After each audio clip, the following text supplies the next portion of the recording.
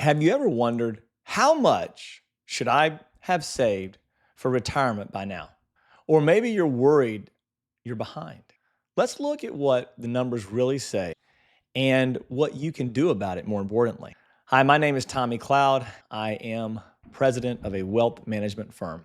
In this video, you'll learn the real retirement savings numbers for people in their late 50s and early 60s, why the usual 8 times your income rule might not be right for you. And then you'll also talk about simple, practical steps to get your retirement back on track, no matter where you started. Many of you that watch this channel have come into a sudden windfall, and you're possibly wondering whether or not that's going to be enough to last for your retirement. We're going to talk about that. We're going to answer all those questions in this video.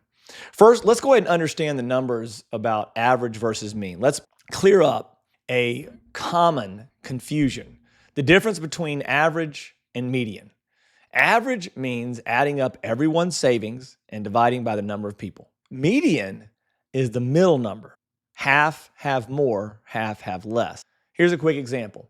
If 5 people have saved $10,000, $100,000, $250,000, $500,000, and $2 million, the average is $572,000. But the median is only $250,000. That's a big difference. The median gives us a better idea of what most people actually have. What do the studies say? According to the latest research, and we're going to look at Vanguard first, the average 401k balance between ages of 55 and 64 is somewhere around 245,000, we'll call it. But the median 401k balance is only 87,000 roughly. And then the Federal Reserve, if you look at what they're saying, the average total retirement savings is 537,000. And the median total retirement savings, according to the Federal Reserve, is 185,000. So if you have over 200,000 saved, you're doing better than half of people your age. But here's the reality. Only 41% of people over 60 feel their retirement savings is on track, or the amount they've inherited, or whatever it may be. How much do you really need? You've probably heard you need 8 times your income saved by age 60. For someone earning $100,000, that's $800,000. But this rule often overestimates what you actually need. Here's why. Your expenses in retirement are usually about 75% of what they were while working. You might have your mortgage paid off, no more commuting, and you'll stop saving for retirement. Social Security will cover a big chunk of your expenses. So let's break it down. If you spend $100,000 a year now, you might only need $75,000 a year in retirement. Social Security could cover about $30,000. That leaves a gap of $45,000, or less if you're married and get spousal benefits. With a 5% withdrawal rate, you'll need about $600,000 saved, not $800,000. For many, a more realistic target is 5 to 6 times your income by age 60. What if you're behind? Don't panic. Here's what you can do. Some of these are not fun. Cut expenses now to save more.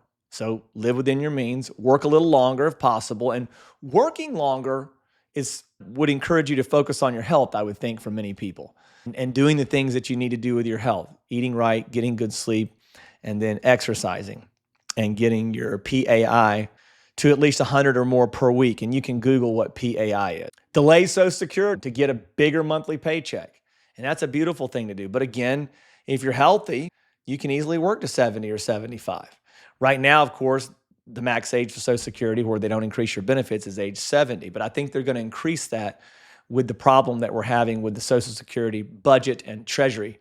And the funds that we've saved for Social Security, we're way behind, and we're set to run out of money in 2035. So I think we're going to see some changes there.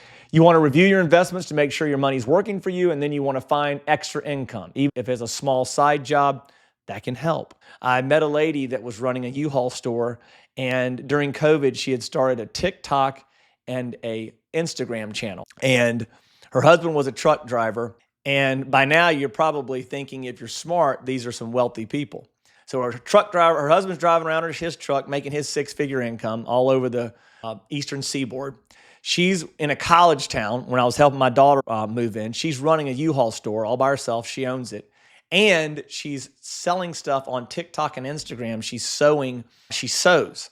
And she had 8,000 followers, and she was doing sales of $1,500 a month Her channel's only 5 years old.